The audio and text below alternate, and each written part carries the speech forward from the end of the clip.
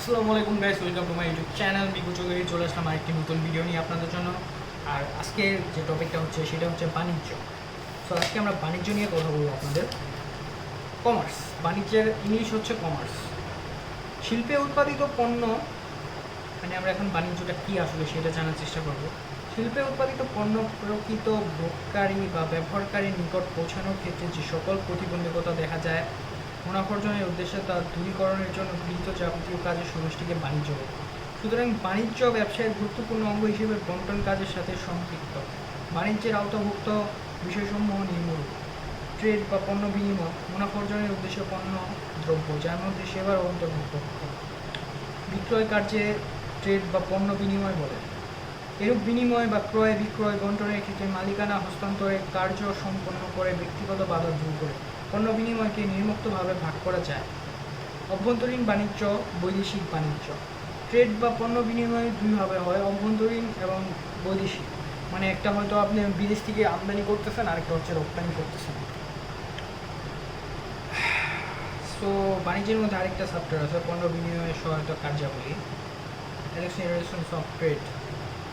অভ্যন্তরীণ বাণিজ্য সম্পর্কে জানব। হোম ট্রেড, একটি দেশের ভৌগোলিক সীমানার মধ্যে যে ক্রয় বিক্রয় কার্যক্রম অনুষ্ঠিত হয় তাকে অভ্যন্তরীণ বাণিজ্য বলে। ধরেন আমি বাংলাদেশে আছি এবং বাংলাদেশের মধ্যে আমি বিজনেস করতেছি, মানে পণ্য আদান প্রদান বা বিনিময় করতেছি, তাহলে এটা হবে আমার অভ্যন্তরীণ, কারণ এটা আমি আমার দেশে নিজ দেশের ভিতর করতেছি। আর বৈদেশিক বাণিজ্য যেটা হচ্ছে, এটা হচ্ছে দুটি দেশের মধ্যে, মানে আমি বাংলাদেশ, হয়তো বা আমি ইন্ডিয়া, পাকিস্তান, নেপাল, আমেরিকাও হতে পারে, সেখান থেকে পণ্য আনতেছি বা পণ্য বেচতেছি, সেটা হচ্ছে বৈদেশিক, মানে দেশের ভিতরে কোনো কাহিনী না, ঠিক আছে? সেটা হচ্ছে বৈদেশিক হবে। আর যেটা দেশের ভিতরে কাহিনী সেটা হচ্ছে অভ্যন্তরীণ। পণ্য বিনিময়ের সহায়ক কার্যাবলী। পণ্য বন্টনের ক্ষেত্রে ক্রয় বিক্রয় কার্য সুষ্ঠুভাবে সমাধার বেলায় অর্থগত, ঝুঁকিগত, স্থানগত, কালগত ও জ্ঞানগত বাধা দেখা দেয়।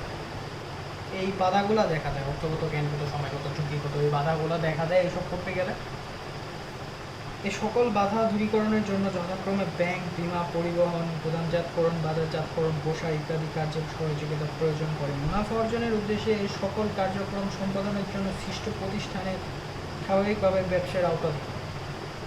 মানে এই যে কাজগুলো আছে, কাজগুলো কিন্তু করার জন্য একটা ঝুঁকি থাকে। আপনি বাইরের দেশ থেকে পণ্য কিনতেছেন, এখন আপনি পণ্য সেটা কীভাবে সেল করবেন, তো এটা কিন্তু আপনার একটা ঝুঁকি রয়ে গেছে। তো এই ঝুঁকিটা এড়ানোর জন্য আপনাকে ব্যাংকের সাহায্য নিতে হবে, বা দেখা গেছে আপনি জাহাজ বা প্লেনে করে আপনার পণ্য বাইরের দেশে সেল করতেছেন বা বাইরের দেশ থেকে বাই করতেছেন, তখন কিন্তু আপনার পণ্যের একটা রিস্ক আছে। জাহাজ ডুবেও যেতে পারে, বিমানেও কিন্তু আপনার দুর্ঘটনা ঘটতে পারে। তো সেই জন্য বিমা করা হয়। এবং বিমা জিনিসটা কি? বিমা জিনিসটা হচ্ছে আপনার যে পণ্য আছে সেই পণ্যের যে একটা মূল্য আছে, এবং সেই মূল্যের একটা নির্দিষ্ট একটা পরিমাণ আপনার বিমা কোম্পানিকে দিতে হবে, এবং এর জন্য তারা ঝুঁকিগত রিস্ক নিয়ে থাকে। আপনার পণ্যের ঝুঁকিগত রিস্ক নিয়ে, যে আপনার পণ্যের যদি কিছু হয় তাহলে তারা সেটার ক্ষতিপূরণ দেবে। এই হচ্ছে বিমা কোম্পানির মেইন কাজ। সো আমরা এখন কথা বলবো প্রত্যক্ষ সেবা নিয়ে, ডিরেক্ট সার্ভিস। এটা হচ্ছে বাণিজ্যের একটা প্রধান একটা ধরতে গেলে একটা গুরুত্বপূর্ণ একটা জিনিস।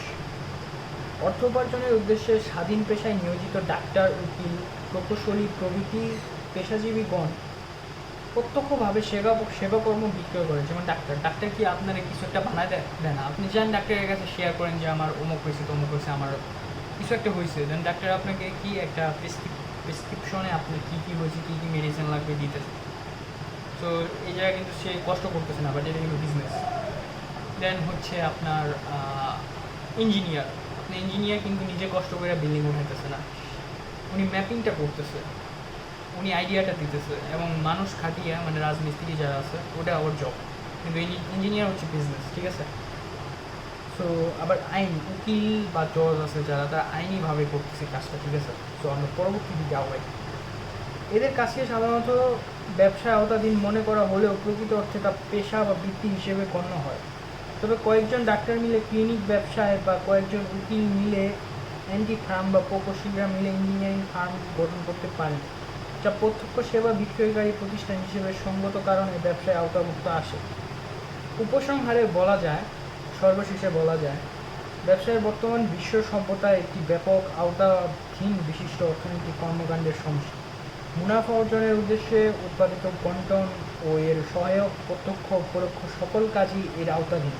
ব্যবসায়ের কার্যালোপের বাদ দিয়ে তাই বর্তমান কালকে মানুষের অর্থনৈতিক কর্মকাণ্ডকে চিন্তা করা যায় না।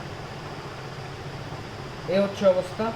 সো মোটামুটি একটা ধারণা পাইছেন।